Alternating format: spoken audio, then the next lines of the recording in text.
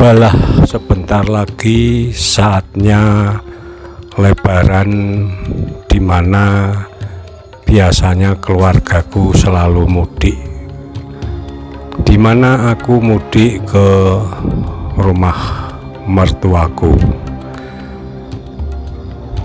Tapi setiap tahun aku tidak pernah bisa untuk menghadiri tepat pada Hari Raya Idul Fitri di 1 Syawal karena kesibukan dan harus menjadi tanggung jawabku, di mana perusahaan selalu memberikanku piket, di mana tempatku bekerja ini merupakan satu perusahaan pelayanan yang tentunya sangat dibutuhkan oleh para pelanggannya.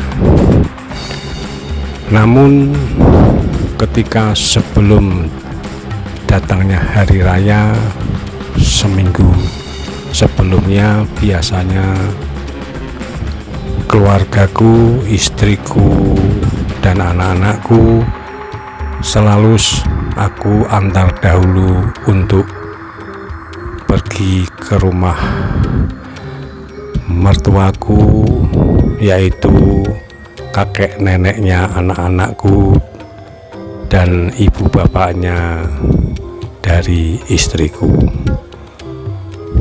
Dan aku datang mengantar, selanjutnya aku kembali lagi ke kota di mana aku tinggal. Terus sering hal ini berjalan sehingga sangat tidak bisa aku menikmati 1 Syawal itu dengan mudik bersama keluarga, dikarenakan adalah kewajiban dan tugas dari kantor untuk aku selalu mendapatkan jatah piket. Tidak apa-apa, semua adalah menjadi kewajiban, toh itu adalah sebagai tempat untuk kehidupan dan juga untuk menyangga dalam aku berumah tangga. Seperti pada biasanya, aku tentunya akan juga melakukan mudik, namun mudiknya adalah menyusul, di mana biasanya jadwalnya aku lakukan setelah hari raya, biasanya seminggu berikutnya, di mana aku bisa mengambil hari libur di hari Minggu. Dan kebiasaan-kebiasaan ini memang sudah menjadi kebiasaan aku pada beberapa tahun ini. Ya, tidak apa-apa, yang penting semuanya sehat, yang semuanya lancar, pikirku. Mertuaku pun juga memahami dan memakluminya, walaupun aku datangnya setelah hari raya, namun selalu aku sempatkan walaupun tidak pas tepat pada hari hanya.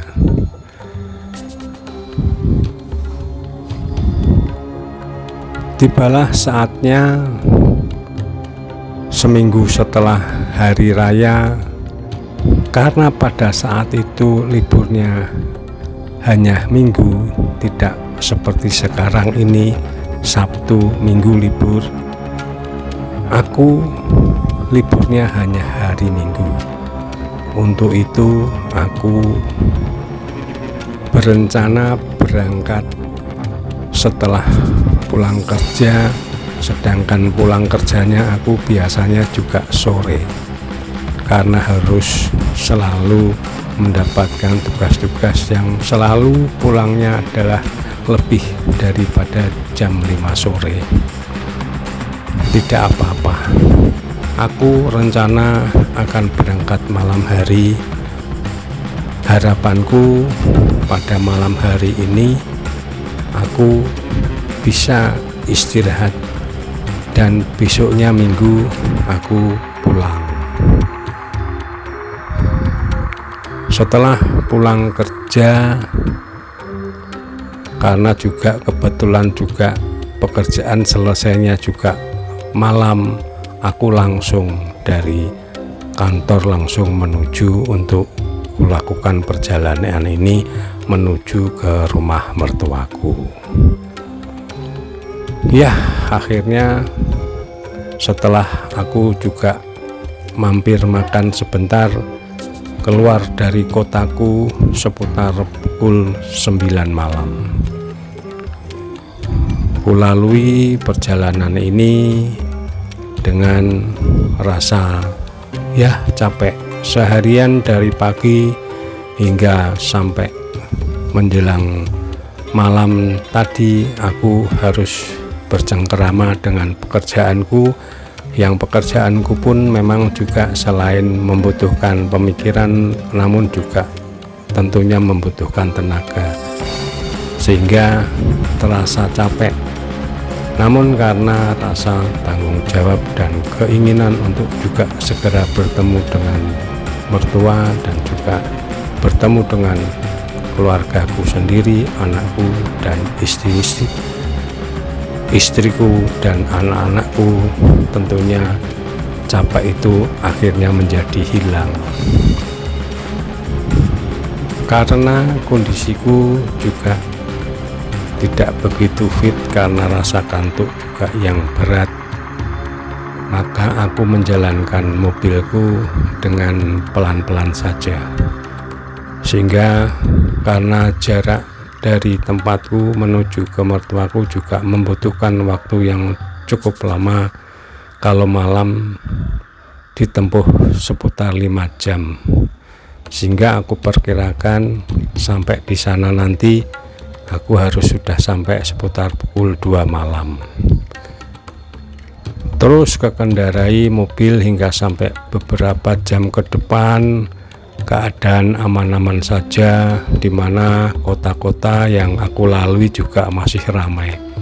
Namun lalu lintas mudik kelihatannya sudah banyak berkurang. Biasanya jalur-jalur padat seperti ini, arus balik ini tentunya ramai, namun kali ini sudah benar-benar sepi. Tidak seperti biasanya ketika rame-ramainya pas puncak-puncaknya di mudik. Kulalui perjalanan ini dengan sedikit kantuk, kurasakan kadang terasa makler sebentar, namun kutahan, dan kadang aku berhenti untuk membeli kopi dan juga sedikit membiarkan diri ini biar fresh dengan udut. Tibalah saatnya pada seputar kira-kira pukul 1 memasuki wilayah di mana aku hampir menuju ke lokasi desanya tempat istriku. Untuk menuju ke lokasi desa istriku ini diperlukan waktu seputar 1 jam, namun dengan jalan yang begitu sepi dan jarang ada penduduk di sekitar. Hanya beberapa yang dilalui ada rumah, namun kebanyakan adalah hutan dan juga sawah yang panjang. Malam begitu mencekam dan perasaan kantuk yang begitu sangat mendera untuk diriku, sehingga untuk membuka mata ini rasanya sangat berat. Namun karena perjalanan aku anggap hanya tinggal berapa jam lagi, terus kulaju mobilku. Jalannya tidak seperti sekarang, jalannya masih begitu tidak sempurna. Kalaupun ada lewat aspal juga banyak lubang, dan belum nanti ketika memasuki di seputar wilayah pedesaan untuk menuju ke rumah istriku, di mana jalannya sangatlah rusak. Melewati hutan, kulalui dengan sedikit rasa kantuk. Sepertinya aku terjaga.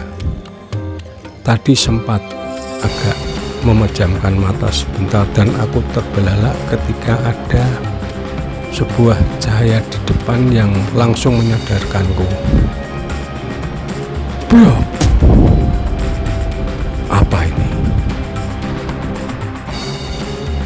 Ada kelebatan putih yang terbang pas di depan kaca mobilku, habis itu hilang lagi. Mungkin itu hanya perasaanku saja, karena tadi sedikit aku memang sepertinya